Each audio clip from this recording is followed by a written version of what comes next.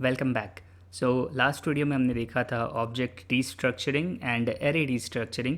आज इस वीडियो में हम लोग देखेंगे rest operator and spread operator. So rest और स्प्रेड ऑपरेटर का सिंटेक्स काइंड ऑफ सिमिलर है। Let's see what are the differences. So first of all let me tell you that हमने लास्ट वीडियो में एक एरे के ऊपर रीस्ट्रक्चर परफॉर्म किया था और हमने एरे में से फीचर 1 और फीचर 2 को एक्सट्रैक्ट किया था एंड कंसोल कराया था। So what our object is basically cars object, जहाँ पे कार की डिटेल है और इस ऑब्जेक्ट के अंदर एक फीचर्स नाम का एरे है that contains all the features of the car. So let's use the same principle again, and I'm destructuring feature from car.feature, and ये फीचर्स ज़ीरोथ इंडेक्स पे जो भी फीचर में एलिमेंट होगा एरे के अंदर उसको हमारा फीचर नाम का वेरिएबल होल्ड करेगा। इसको हम लोग कर लेते हैं कॉन्सोल पे log.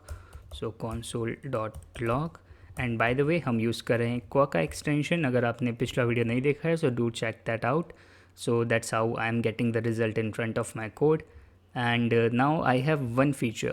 What I want is I want to make another array, then that array will hold all the rest of other features that we have in this feature array, right? So to do that, what I can do, I can give a comma here, and then I can do dot dot dot. 3 dots is basically the syntax of rest operator, and I can say other features. And when I console this, what I'll get is a new array that contains all the other remaining features which you have in the features array. So feature 1 is basically जो zeroth index पे है, और उसके बाद हमने rest of जितने भी features हमारे इस एरे में बचे हुए हैं उनको एक नया एरे बनाकर अदर फीचर नाम के एरे में स्टोर कर लिया। So this is our feature and this is basically a new array that contains all the other features. So that's basically it about the rest operator. एक चीज़ यहाँ पर आपको ध्यान में रखने वाली ये है कि रेस्ट ऑपरेटर का जब भी हम सिंटेक्स लिखते हैं that should be in the end of this syntax, यानी कि हमारा जो डिस्ट्रक्चरिंग का सिंटेक्स है उसके बिल्कुल एंड में होना चाहिए, राइट? हम लोग अगर इस तरीके से करते हैं कि हम लोग पहले अदर प्रॉपर्टीज़ को डिस्ट्रक्चर कर लें, यानी सारी प्रॉपर्टीज़, एंड देन हम लोग कुछ और डिस्ट्रक्चर करें, so that doesn't make sense and we'll get an error. So that's one thing that we should keep in mind, that rest operator should be used at the end. Now similar to that we have spread operator, और spread operator हमारा object के ऊपर भी हम लोग लगा सकते हैं एंड एरे के ऊपर भी वर्क करता है। So let's first talk about spread operator on array. And what we can do using spread operator is, spread operator basically rest के कंपैरिजन में ज़्यादा यूज़ होता है। सो spread operator को यूज़ करके हम लोग हमारे एरे के ऊपर कोई नई प्रॉपर्टी ऐड कर सकते हैं, यानी हमारे एरे में हम लोग कुछ और नया आइटम ऐड कर सकते हैं। So how it works, let me create a new features variable, features features is equals to, then we have to use these brackets.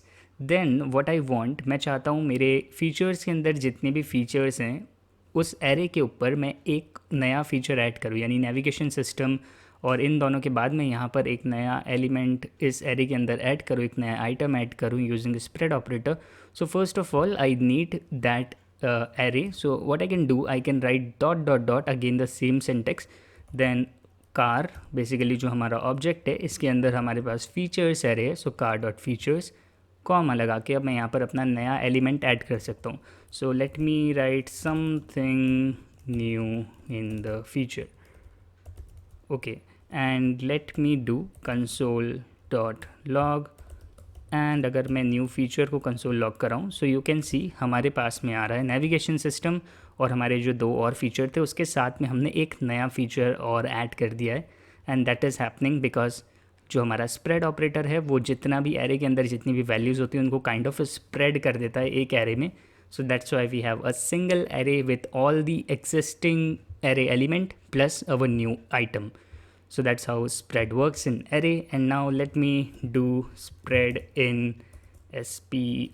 spread in object.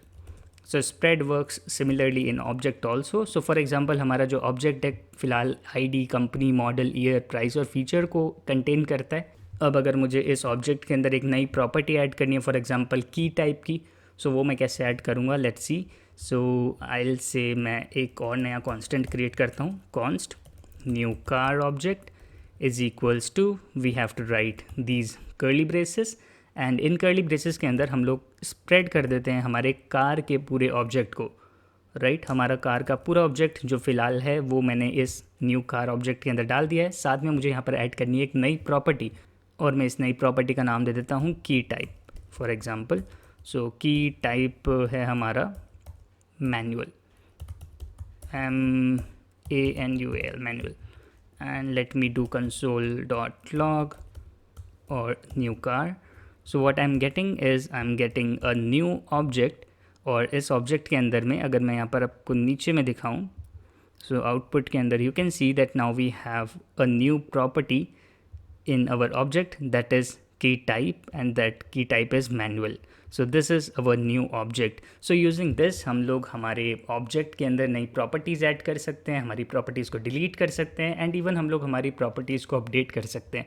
सो फिलहाल आप देख सकते हो हमारा जो ये ऑब्जेक्ट है इसमें जो मॉडल टाइप है वो है पासपोर्ट। अगर मुझे इस मॉडल टाइप को अपडेट करना है, so I can do that in this syntax only. So what I can do after that की टाइप, मैं क्या करता हूँ, मैं यहाँ पर लिखता हूँ model, and model basically already इस कार के अंदर एक्सिस्ट करता है, लेकिन अगर मैं वापस सेम की से एक नई वैल्यू असाइन करता हूँ, जैसे कि new model, so what will happen is हमारा जो एक्सिस्टिंग मॉडल होगा उसकी वैल्यू क्या होगी, अपडेट हो जाएगी। सो दैट्स वाई हमारा जो मॉडल जो पासपोर्ट था उसको हमारे इस कोड ने अपडेट करके कर दिया है new model. So that's how we can update the properties, we can copy the entire object into a new object and add new properties to our object using the spread operator. So that's all in this video. I'll see you guys in the next one.